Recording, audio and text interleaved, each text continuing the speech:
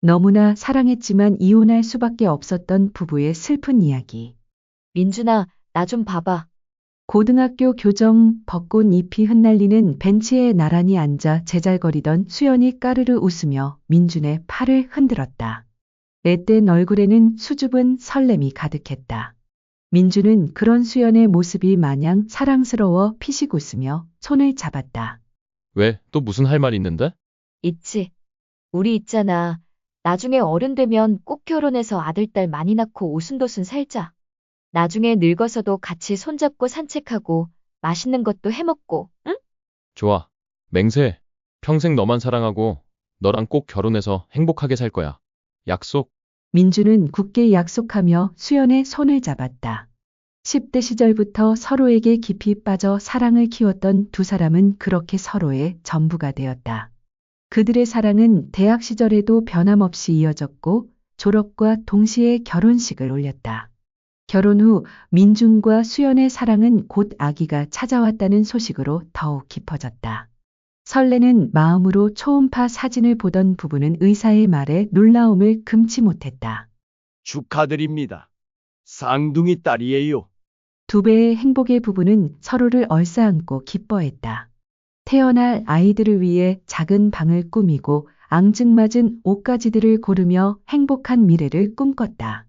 그리고 마침내 두 아이가 세상 밖으로 나왔다. 첫째 아이가 태어나고 잠시 후 둘째 아이의 울음소리가 들렸다.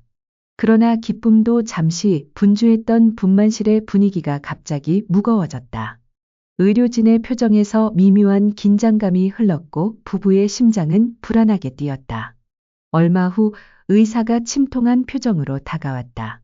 산모분 아버님, 드릴 말씀이 있습니다. 민준과 수연은 침을 꿀꺽 삼켰다. 의사의 입에서 나온 말은 청천벽력과 같았다. 아이들이 선천적인 장애를 가지고 태어났습니다. 세상이 한순간에 정지하는 듯했다. 축복이어야 할 출산의 기쁨은 한없이 무거운 절망으로 변했다. 수연은 흐느끼기 시작했고 민주는 멍하니 서서 아무 말도 할 수 없었다. 그렇게 바라던 아이들이 그들의 소중한 쌍둥이 딸들이 아픈 몸으로 세상에 나온 것이다. 하지만 절망 속에서도 민준과 수연은 서로의 손을 잡았다. 수연은 떨리는 목소리로 말했다. 민준아, 괜찮아. 우리가 있잖아. 우리 딸들 얼마나 예뻐? 우리가 더 사랑해주고 더 많이 노력하면 돼. 그래, 수연아. 내 말이 맞아. 우리가 있잖아.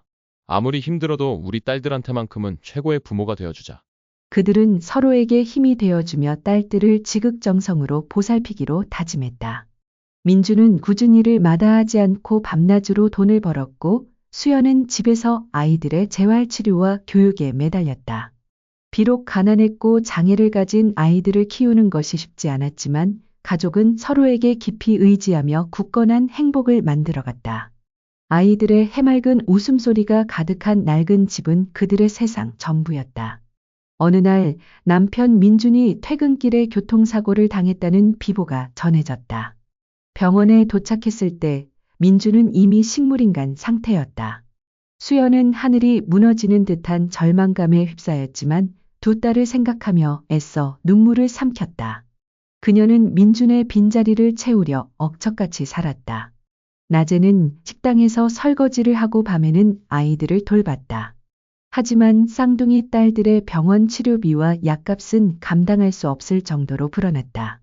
정부의 어떤 지원도 받을 수 없었고 아이들의 상태는 점점 악화되어 갔다.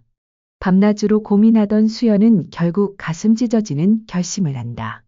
바로 민준과의 이혼이었다. 한부모 가정이 되면 정부의 지원을 받을 수 있다는 사실을 알게 된 후였다.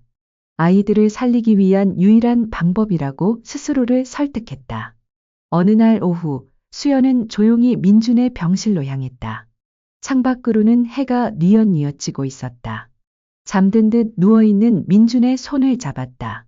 그의 손은 여전히 따뜻했지만 미동도 없었다. 수연은 한참을 망설이다 겨우 입을 열었다. 민준아, 나왔어. 목소리가 떨렸다. 울컥 치밀어 오르는 슬픔을 억누르며 말을 이었다. 우리 이제 그만 이혼해요. 정적이 흘렀다. 수연은 민준의 손을 더 세게 잡았다. 너무나 사랑했어요, 당신. 고등학교 때부터 지금까지 내 전부였어. 죽을 때까지 당신을 사랑할 거야. 하지만 지금은 아이들을 지켜야만 해. 눈물이 봇물 터지듯 흘러내렸다. 그녀의 목소리는 흐느낌에 섞여 희미해졌다. 정말 미안해. 아이들 약값 때문에 이 방법밖에는 없어. 당신을 떠나는 게 아니야. 우리 아이들을 살리기 위한 거야. 제발 이혼해줘. 너무나 미안해. 정말 미안해. 수십 년 동안 감겨있던 민준의 눈가에서 투명한 물방울이 흘러내렸다. 수연은 민준이 자신의 말을 알아들었다는 사실에 더욱 오열했다. 그녀의 눈물은 민준의 손등 위로 떨어졌다. 그렇게 두 부부는 세상에서 가장 슬픈 이혼을 했다. 수연은 정부 지원금으로 아이들을 다시 지극정성으로 돌볼 수 있게 되었다. 아이들의 병세는 조금씩 호전되었고 다시금 집에는 작지만 소중한 웃음소리가 울려 퍼졌다. 수연은 낮에는 식당에서 설거지를 하며 생계를 유지했고 밤에는 지친 몸을 이끌고 아이들의 곁을 지켰다. 그녀의 삶은 여전히 고되고 힘들었지만 아이들이 하루하루 건강을 찾아가는 모습에서 위안을 얻었다. 그날도 수연은 식당 주방에서 설거지를 하고 있었다. 물줄기 소리와 그릇 부딪히는 소리만이 가득한 공간이었다. 삐걱거리는 허리를 펴고 잠시 창밖을 바라보는데 불현듯 창가에 파랑새 한 마리가 날아와 앉았다. 영롱한 파란빛 깃털이 햇살을 받아 더욱 빛났다.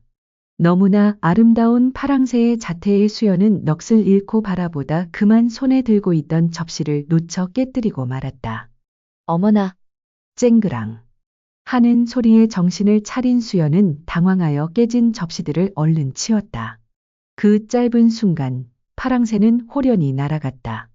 같은 시각 민준이 있는 병실에서는 의료기기의 규칙적인 소리가 멈추고 다급한 움직임이 이어졌다.